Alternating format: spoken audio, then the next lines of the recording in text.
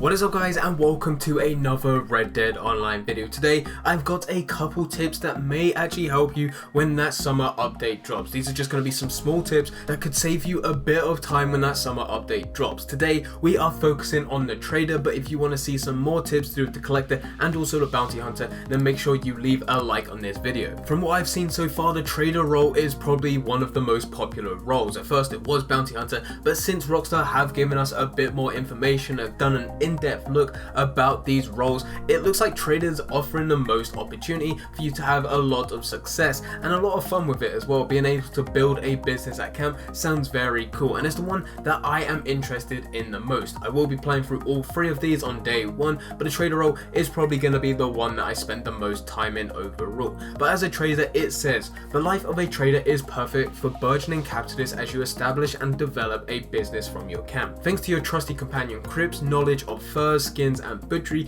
you'll be able to take on new opportunities to collect materials and produce valuable goods to sell. Increasing your skill as a trader unlocks the ability to upgrade your camp with a weapons locker, a stew pot, and even allow any canine companion to warn off impending attacks on the camp.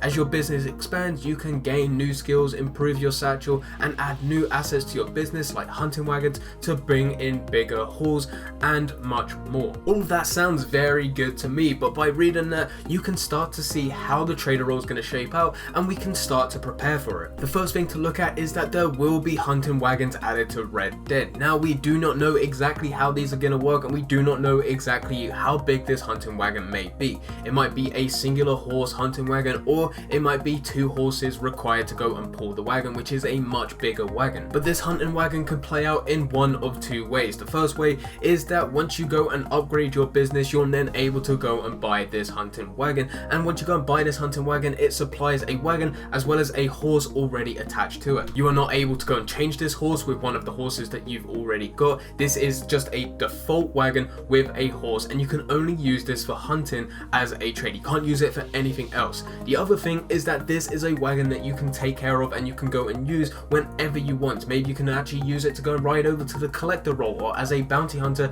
and that is another way of transport. This is the one that I'm hoping for. If that is the case, you might need to go and supply a separate horse for that wagon, which means one of the horses that you've already got in your stable. If this is the case, then the type of horse you have might reflect on how much you can carry in the back of the wagon, as well as how quick you can ride off with the stuff that you've got. If you attach a racehorse to this wagon, it's not going to do as well as if you was to go and attach a multi, a superior, or even a workhorse. It also means if you only have one horse right now and you go and attach that horse to this wagon, you can no longer ride off on this horse on horseback unless you go and detach it from the wagon. So it might be a good idea to go and get two horses. On top of that, you then want to go and get that new horse, go and buy a new horse, whether it be a workhorse, a superior, or a multi, and then you want to go and get that level bonding up to level 4. An easy way to do this is just to lead it. Just lead it, and then every second that you are leading it, you will get 1 XP for that horse bonding. So just go and lead it for a couple minutes, maybe 10, 15, maybe even 20 minutes,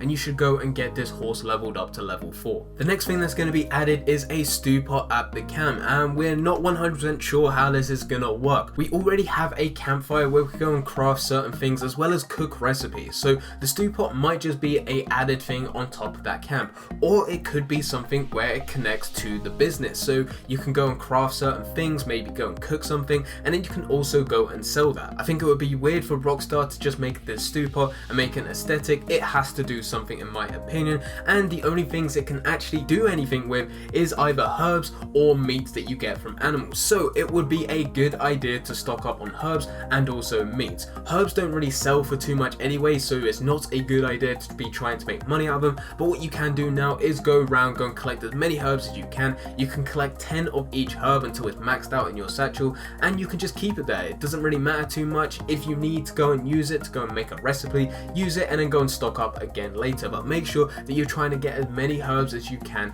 in your satchel. Likewise, you can do the exact same thing for meat. Every time you go and kill an animal, you'll go and get some sort of meat, whether it be venison, whether it be prime beef meat, whether it be pork loin, whether it be bird game meat, anything like that, you can go and store in your satchel and then just not sell it, not do anything with it. You can cook it, go and eat it, try and build up your cores, but as soon as you've done that, you can then go out, go and do a bit of hunting, and then go and stock up again, and then just save this up until this trader role and the summer summer update drops, and then we can start to see what we can go and use these herbs as well as meats that you can go and use to go and do the stew pot and see what you can go and make from that. It'll be very time consuming if you don't do this, and then the trader role does drop and you go over to your camp, go and buy the stew pot, and it requires all these different ingredients for you to go and make, say, a health cure or something along those lines. If you go and collect all the materials and all the ingredients now, then as soon as this summer update drops and we get this trader role, you can go straight in, go and buy that stew pot, go and see what you can go and craft, and maybe, just maybe, you might find something very overpowered that you can go and drink, and then you can absolutely terrorize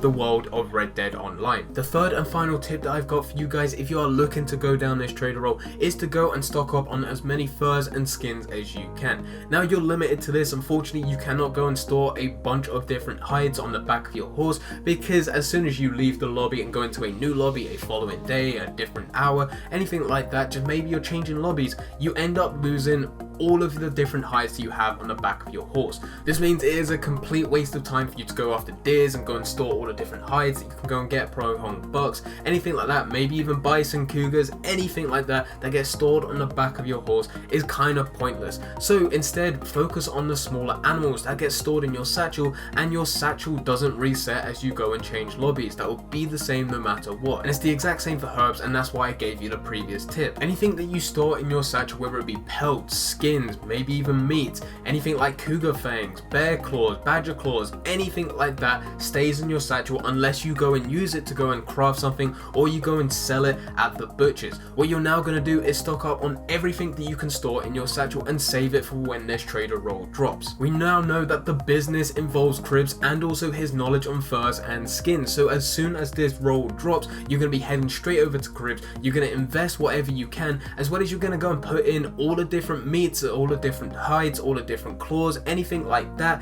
You're going to go and give it straight to Cribs to go and see what you can go and make with it. That way you are hitting the ground running as soon as this trader role drops, and you're able to go and make money straight away. By doing this, you're just saving time. If you don't do this, as soon as this trader role drops, you're going to be doing a similar thing with the stew pot. You're going to go over to Cribs, Cribs going to go, hey, I need to go and get some furs for me to go and start this business, and then you're going to have to go off hunting there and then. This way we are doing the hunting now, we are stocking up, and then we are waiting for this trader role to drop, and then as soon as it does drop, we're going straight over there, and like I said, we are hitting this ground running. On top of this, I also find it kind of hard to believe that you will be able to go and get a cougar or a bison or a bear straight away, go and give it to Cribs, and then he's just going, yep, we can go and do something with this, we're going to make like $50 straight away. This sounds like there will be a lot of progression involved, which might mean that you'll start off with the smaller animals, work your way up to the point of where you can start selling cougars, bears, and all the different stuff, all the bigger animals, to go and make even more money. But anyway guys, those are 3 small little tips to go and help you guys out with the trader role, which may save you a bit of time, but it also might make you a bit of money